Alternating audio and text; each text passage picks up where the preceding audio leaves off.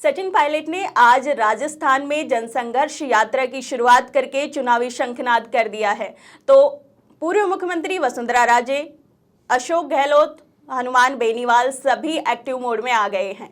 राजस्थान की सियासत में क्या किस तरह की राजनीति चल रही है, इन तमाम मुद्दों पे बात करेंगे हमारे वरिष्ठ साथी प्रदीप बेदावत से। नमस्कार, आप देख रहे हैं थिंक 360, आपके साथ मैं हूं पूजा। प्रदीप जी, आपका बहुत बहुत स्वागत है। जी मैम। आज सचिन पायलट ने जो जनसंघर्ष यात्रा की शुरुआत की है, इसको आप किस तरह से देखते हैं? देखिए, ये जो जनसंघर्ष यात्रा है सचिन पायलट की, ये एक लंबी राजनीति को प्रभावित करेगी राजस्थान की। अगर जैसा सचिन पायलट सोच रहे हैं उसको और जैसा कर रहे हैं, वो अगर इसको रिजल्ट तक ले गए तो आने वाले 25 साल की राजनीति इससे प्रभावित होगी। ठीक उसी तरह से जैसे जेपी आंदोलन के बाद में 1975 से 77 के बीच इमरजेंसी का दौर रहा था। 74 में जब जेपी ने संपूर्ण क्रांति का नारा दिया था, बिहार में जो आंदोलन शुरू किया था, और उसमें तमाम तरीके के वो लोग जुड़े थे और सत्ता सिंहासन खाली करो कि जनता आती है। तामधारी सिंह दिनकर का एक बड़ी जबरदस्त कविता थी, समय का घर घर नाद करो, समय का घर घर नाद सुनो, सिंहासन खाली करो कि जनता आती है। तो वैसा ही नारा मुझे लगता है कि सचिन पायलट इस यात्रा के समापन पे देंगे, क्योंकि उन्होंने 11 अप्रैल को पिछले महीने एक अनशन किया था। अनशन को रंधावा ने पहले पार्टी के खिलाफ बताया और अब जो है वो इसको 11 मई, ये तारीख बहुत इंपॉर्टेंट है। राजस्थान में 11 मई 1998 को परमाणु परीक्षण हुए थे पोखरण में। तो यह एक तरह का परमाणु विस्फोट है सचिन पायलट की ओर से। अब इस राजनीतिक परमाणु विस्फोट है। इस परमाणु विस्फोट में कौन धराशायी होंगे, क्योंकि कई बार न्यूक्लियर टेस्ट में अपने ही को खतरा हो जाता है रेडिएशन से। तो रेडिएशन से प्रभावित होंगे सचिन पायलट, या एक शक्ति संपन्न राजनेता के तौर पर उभर कर निकलेंगे, क्योंकि 40 से 42 डिग्री का तापमान है और उसमें धूप में चल रहे हैं। मैंने राहुल गांधी की यात्रा भी देखी है। राहुल गांधी की यात्रा सुबह शुरू होती थी सूर्योदय से पहले, और जैसे धूप बढ़ती थी और वो टाइम सर्दी का था। तो लेकिन सचिन पायलट भरी तपती धूप के अंदर हजारों लोगों के साथ चल रहे हैं, 40 डिग्री के टेम्परेचर। तो एक बड़े कवि हुए हैं, उन्होंने कहा है, जो लाक्षागृह में जलते हैं वो ही सूरमा निकलते हैं। सचिन पायलट अगर ये कर गुजर गए, अशोक उद्यान से उन्होंने यात्रा शुरू की है और निशाना अशोक गहलोत हैं, अगर वो इसे बदल गए तो राजस्थान में इस बार तीसरा मोर्चा जो कहा जाएगा उस पर कांग्रेस खड़ी होगी।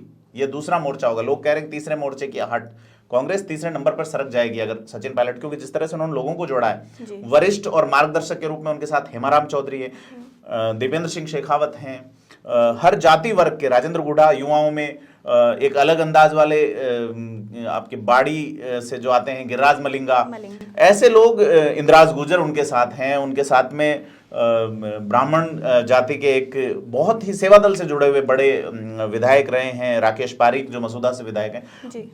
हर वर्ग के, हर जाति के और हर उम्र और अनुभव वाले लोग उनके साथ जुटे हैं। सचिन पायलट एक विकलांग, दिव्यांग जो है, उनकी वो ट्रॉली चला रहे हैं, और जिस तरह से प्रबंधन है यात्रा का, उसने सरकार को एक बार सोचने पर मजबूर कर दिया है कि पायलट जो है अब एक ऐसा विकल्प ला रहे हैं, वो किस दिशा में जाएगा। क्योंकि मैं इन तारीखों को बड़े गौर से देख रहा हूँ। 11 अप्रैल को अनशन, 11 मई को ये यात्रा बदलाव के नाम पे आरपीएससी से शुरू होती है, और 11 जून को उनके पिता स्वर्गीय राजेश पायलट की पुण्यतिथि है। राजेश पायलट की वोट हाउस क्लब वाली रैली जो है वो ऐतिहासिक रैली मानी जाती है, जिन उन्होंने जनता के लिए एक बड़ी रैली की थी। और सचिन पायलट भी इसी तरह के मुद्दे उठा रहे हैं, पेपर लीक पे वो बात कर रहे हैं, तमाम इसी तरह। और ये अगर एग्जीक्यूट हो गया तो राजस्थान की राजनीति पूरी तरह से बदल जाएगी। उन्होंने आरपीएससी से ये शुरुआत की है, पेपर लीक पे लगातार बोल रहे हैं, अपनी सरकार को भ्रष्टाचारों में घेर रहे हैं। तो ये पेपर लीक के मामले में मुख्यमंत्री अशोक गहलोत अभी तक क्यों कार्रवाई नहीं कर पा रहे?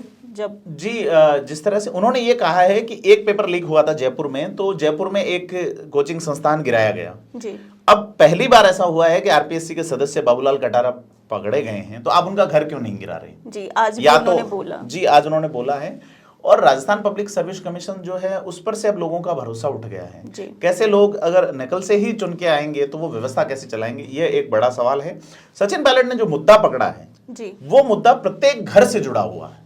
भ्रष्टाचार में भी पेपर वाला, आप निर्माण कार्यों के भ्रष्टाचार पकड़ते हैं तो क्या है कि वो फिर हर व्यक्ति अपने आप को, लेकिन ये है कि हर बेरोजगार व्यक्ति जिसकी संख्या बढ़ रही है बहुत, हर घर में है, युवा है, तो वो बात है कि आप अपने ही उसमें अपने ही जोनर में हर व्यक्ति को ला रहे हैं, यू आर कनेक्टेड फील कर रहे हैं उनसे। बिल्कुल, कि उनके लिए किरोड़ी मीणा उनके साथ हैं इस मुद्दे पे। किरोड़ी मीणा ने सबसे पहले ये मुद्दा उठाया था जी। तो सचिन पायलट का ये जो मूव है, ये केवल एक, आप ऐसे मत देखिए इसको कि सिर्फ एक पॉलिटिकल प्रयास है। इसको उन्होंने एक सोशलिज्म का, गुर्जर मीणा कॉन्फ्लिक्ट हमेशा था, उसे सचिन पायलट ने पिछले चुनाव में खत्म किया। जिस तरह से किरोड़ी मीणा उनके समर्थन में ट्वीट कर रहे हैं, उससे लगता है कि सचिन पायलट एक बहुत बड़ा गेम करने वाले हैं। और हनुमान बेनीवाल पहले कह चुके हैं कि मैं सचिन पायलट का इस मुद्दे पे साथ दूंगा अगर वो तीसरा दल बनाते हैं तो देखना यह है कि सचिन पायलट क्या करेंगे, क्योंकि आज तक वो कांग्रेस में है।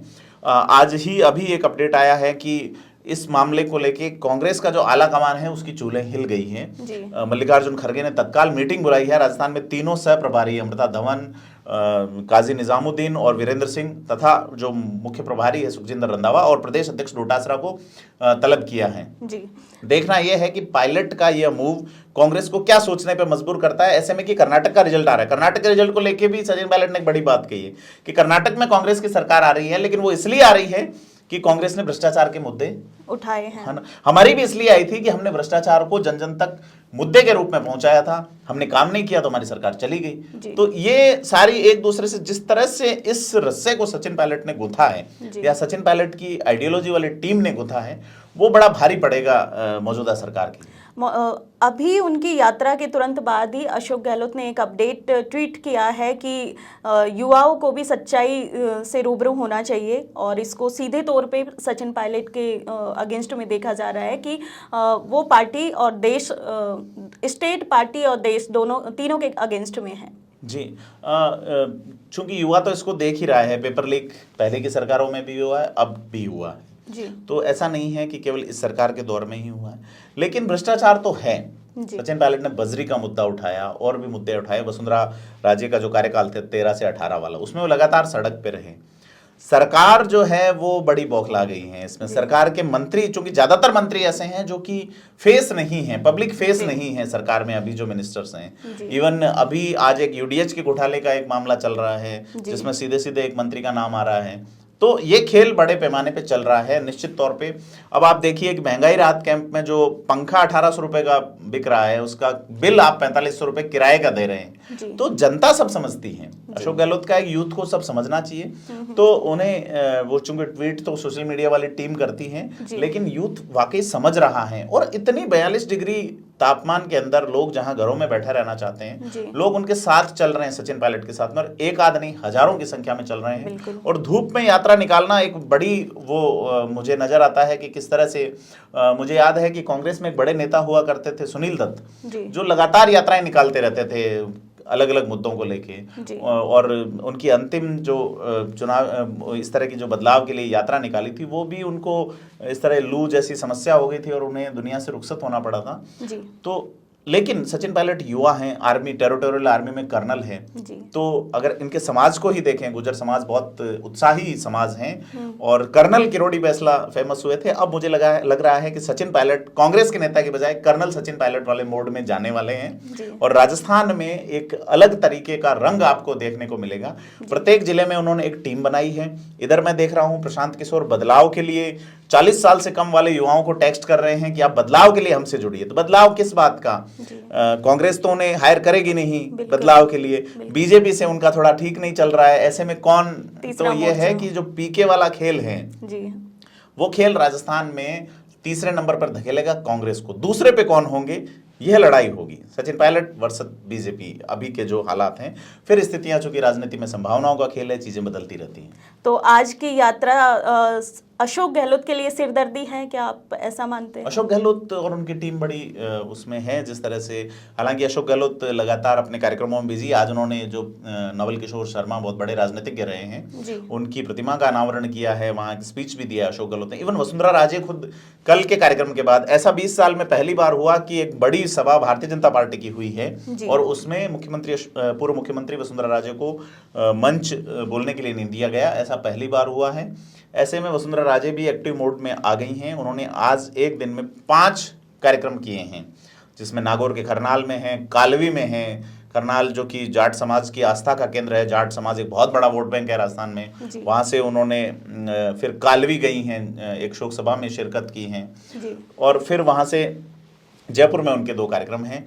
तो इस तरह से 5 इवेंट वसुंधरा राजे कर रही हैं। हनुमान बेनीवाल लगातार एक्टिव हैं, हनुमान बेनीवाल और तमाम। अब ये देखना है कि राजस्थान का जो चुनाव होगा बहुत ही अलग तरीके का होगा, क्योंकि इसमें अब कई सारे ध्रुव हैं।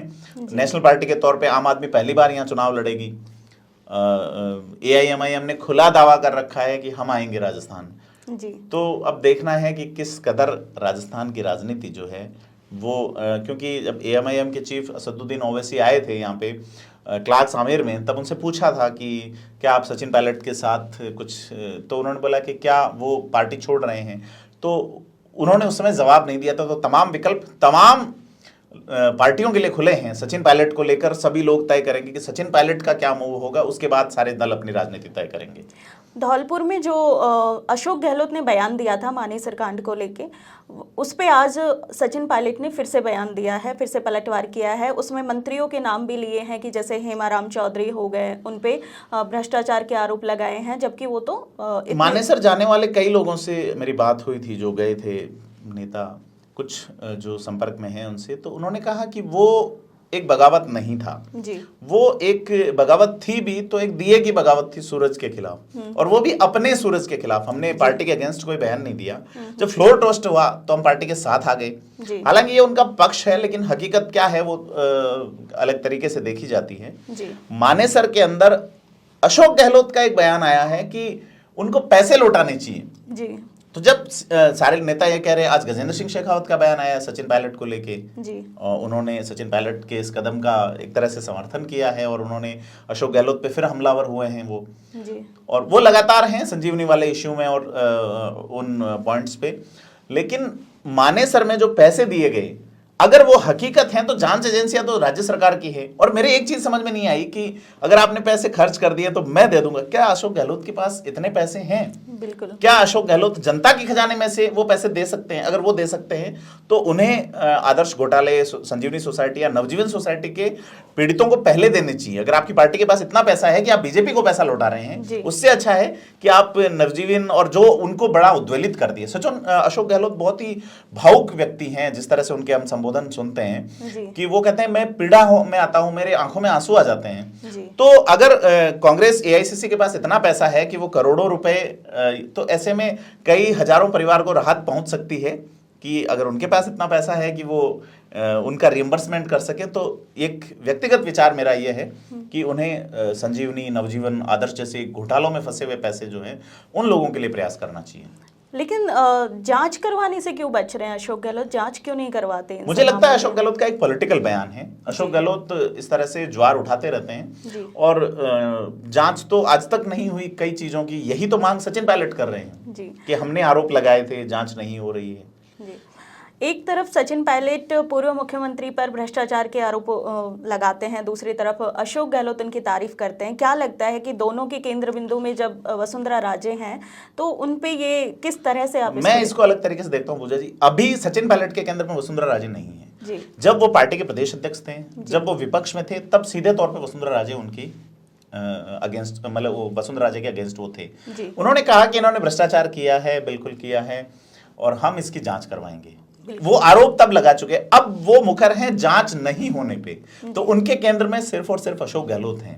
वसुंधरा राजे ने भी ये कहा है कि अशोक गहलोत ने उनकी सर्वाधिक मानहानि की है जी। अब ऐसे में अशोक गहलोत क्या घिर जाएंगे, या उनकी राजनीति एक अलग जोनर में चली जाएगी, या अशोक गहलोत अपने आप को इस तपिश से निकलकर और निखार ले जाएंगे, ये देखने वाली बात होगी। सचिन पायलट जब भ्रष्टाचार के आरोप लगा रहे हैं, वो कह रहे हैं कि मैं लगातार चिट्ठियां लिखता रहा, 4 साल हो गए, 4.5 साल हो गए, लेकिन वो पहले भी तो इस तरीके के धरने अनशन कर सकते थे। अब तो जब क्योंकि चुनाव करीब है तब वो मुखर हो रहे हैं। वो तो उन्होंने अपनी प्रेस कॉन्फ्रेंस में कहा था कि मैं लगातार पत्र लिख रहा था, मैंने लगातार आलाकमान को बताया है, लगातार कोशिश थी कि हमारी डिमांड्स पूरी नहीं हुई। मानेसर भी गए थे तो अब उन्होंने ये स्वीकारा है कि हम सत्ता का जो मुखिया है वो बदलना चाहते थे, लेकिन अब तक वो ये कहते रहे कि हमारे कार्यकर्ताओं के काम नहीं हो रहे थे और हमने जनता से जो वादे किए थे वो पूरे नहीं हो रहे थे, इसलिए हम लोग विरोध प्रदर्शन कर रहे हैं। और कोई साल ऐसा नहीं गया है जिसमें सचिन पायलट ने बगावत नहीं की। हाँ, अशोक गहलोत पहली बार, मैं अशोक गहलोत की पॉलिटिक्स को बीते करीब 20 साल से सक्रिय रूप से देख रहा हूं, तो उसमें पहली बार अशोक गहलोत को इतने लंबे समय तक कोई चुनौती देता रहा है वो सचिन पायलट रहे हैं। इससे पहले मदेरना या उनसे पहले जो हरिदेव जोशी का टाइम था, उन्हें जिस तरह से हटाया गया, साइडलाइन किया गया, बाद में जो परशुराम मदेरना, फिर आप देखिए सीपी जोशी, महिपाल मदेरना, तमाम जो भी उनके अगेंस्ट आए वो बहुत कम समय में साइड कर दिए गए। लेकिन पहली बार सचिन पायलट रहे हैं जो लगातार उनके खिलाफ एक बड़े मूवमेंट को खड़ा कर चुके हैं अब, और मुझे नहीं लगता कि ये रुक पाएगा, क्योंकि सचिन पायलट ने एक बड़ा वो दिया है। जिस तरह से जेपी आंदोलन हुआ था उस तरह से इस मूवमेंट को देखा जाना चाहिए। बिल्कुल। और जैसे अभी सभी राजनेता एक्टिव हो गए हैं, वसुंधरा राजे, हनुमान बेनीवाल, तो क्या लगता है आपको राजस्थान में किस तरह का सियासी बदलाव हो रहा है, किस तरह की चीजें आप देख रहे हैं राजनीति में? ये जब चुनावी साल आता है तो अप्रैल मई से इस तरह की गतिविधियां शुरू हो जाती हैं जी। और जैसे जैसे मौसम बदलता है, बारिश आएगी तब और नजदीक आ जाएगी, नेताओं के, स्थानीय नेताओं के दौरे जयपुर होने लगेंगे, जनसभाएं होंगी, नेता जो है वो धार्मिक स्थलों पे ज्यादा से ज्यादा ढोक लगाएंगे, पब्लिक मीटिंग्स में मतलब जबरदस्त बिजी हो जाएंगे। तो आने वाले 6 महीने आप देखेंगे कि मतलब ये एक तरह से भाव जो है वो ज्वार के रूप में नवंबर तक बढ़ता जाएगा। दिसंबर में इलेक्शन होंगे जी। तो ये हर 5 साल बाद आता है और नेता उसी स्टाइल से चल रहे हैं। लेकिन इस बार जो है वो क्या कहते हैं, वो ज्यादा ध्रुव होंगे। पहले बीजेपी वर्सेस कांग्रेस होता था। 89 का जो इलेक्शन था उसमें जरूर 3 ध्रुव बने थे, जिसमें कांग्रेस तीसरे नंबर पे रही थी 50 सीटों के साथ में। 55 सीटें जो है वो जनता दल को मिली थी और बाकी बीजेपी के हिस्से में आई थी, कुछ निर्दलीय भी जीते थे। तो वो 89 वाला रिपीटेशन मुझे लगता है, उस बात को करीब 34 साल होने को है, 33-34 साल होने को है। और उस इलेक्शन के बाद, उस इलेक्शन में एक नई पीढ़ी ने राजनीति में प्रवेश किया, उस पीढ़ी की राजनीति अभी चल रही है। अब इस चुनाव के बाद एक और नई राजनीति पीढ़ी आएगी जो आगे के 20-30 साल तक पॉलिटिकली एक्टिव रहेगी जी।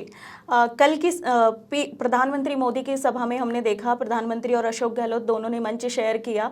हालांकि दोनों एक दूसरे की तारीफ भी करते हैं और इस बहाने टांग खींचते हैं। तो प्रधानमंत्री ने चुनावी शंखनाद करने के बाद राजनेता एक्टिव हुए हैं। ये ओवरऑल जो कार्यक्रम था इसको जी, ये एक सरकारी योजना का शिलान्यास था, तो उसमें कांग्रेस के अशोक गहलोत और बीजेपी के मोदी नहीं थे, प्रधानमंत्री और मुख्यमंत्री थे, जो एक होना चाहिए।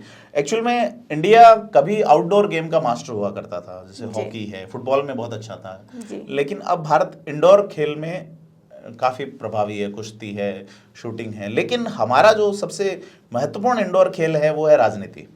आउटडोर में कुछ अलग दिखता है। तो हमारे यहाँ पे 5 साल पूरे राजनीति होती है, मतलब कंटिन्यू 24/7 राजनीति चलती है। अब अमेरिका को देखिए, 4 साल में राष्ट्रपति का चुनाव होता है, वहाँ 2-3 महीने जरूर पॉलिटिक्स चलती है, फिर वो डेवलपमेंट पे काम करते हैं। तो कल वाली जो मीटिंग है उसको ऐसे देखना चाहिए, वो डेवलपमेंट मीटिंग थी, लेकिन उसमें भी पॉलिटिक्स चलती है हमारे यहाँ पे। तो इसको अशोक गहलोत मोदी सरकार को घेरने के लिए उनके पास संजीवनी का मुद्दा है, ERCP का मुद्दा है, और भी कई मुद्दे हैं जो उन्होंने अपने अंदाज से जिस तरह से वो कह देते हैं, और मोदी भी कहीं पीछे नहीं रहते। मैं वापस सचिन पायलट पे आती हूँ। जैसे सभी कोई भी जनसभा करता है तो ये ज़्यादातर राजनीतिक विश्लेषण करते हैं कि कहाँ पे किस जाति का वोट बैंक है। अभी सचिन पायलट ने अजमेर से जयपुर के लिए जो यात्रा, जनसंघर्ष यात्रा शुरू कर रहे हैं, इसमें आप किस तरीके का, उन्होंने यहीं से क्यों शुरू की? वो अजमेर के सांसद रह चुके हैं जी, और अजमेर और जयपुर में बहुत सारी विधानसभाएं हैं जी। दूसरा, कास्ट का पर्टिकुलर वोट बैंक भी है, लेकिन मुद्दा चूंकि RPSC है, मुद्दा चूंकि पेपर लीक है जी। ऐसे में ये कई सारी चीजें देखी गई। दूसरा, हाईवे है, बहुत राजस्थान का सबसे व्यस्ततम हाईवे है, यहाँ हजारों की संख्या में भीड़ चलेगी जी। तो वो उस हाईवे से 1 घंटे में हजारों की संख्या में वाहन गुजरते हैं, वो मैसेज पूरे देश में जाता है, ये हाईवे बहुत आगे तक जाता है, क्या चल रहा है। दूसरा, वो वहाँ पहुँचे भी ट्रेन से हैं जी। तो ये क्या मैसेज कन्वे करना चाहते हैं ट्रेन से जाके, कि एक लोगों का एक हुजूम, जिस तरह से लोग वहाँ वेट करते हैं, हजारों कैमरे लग जाते हैं सचिन पायलट का नहीं, इंतजार वो करने बाई में। रोड जाते तो फिर ये था कि यहीं से गए और यहीं वापस लौट रहे हैं। तो चूंकि थोड़ा बीच में समर्थकों का और वो उनके लोगों से जब बात हुई तो पता चला कि बाई ट्रेन जाएंगे जी। और उनके साथ उनका जो काम देखते हैं वो साथ ही रहे हैं। तो सचिन पायलट ने एक बढ़िया डिज़ाइन किया है प्रोग्राम, और उसका एग्जीक्यूशन किस लेवल पे कर पाते हैं, यह राजस्थान की राजनीति को बड़े पैमाने पर प्रभावित करेगा। धन्यवाद प्रदीप जी आपका तमाम मुद्दों पे बातचीत करने के लिए। ये था आज का विश्लेषण। हम हर दिन राजनीतिक मुद्दों पर विश्लेषण करते हैं। आपको ये कार्यक्रम कैसा लगा हमें कमेंट करके जरूर बताएं। कल फिर मिलेंगे किसी नए मुद्दे के साथ, तब तक के लिए नमस्कार।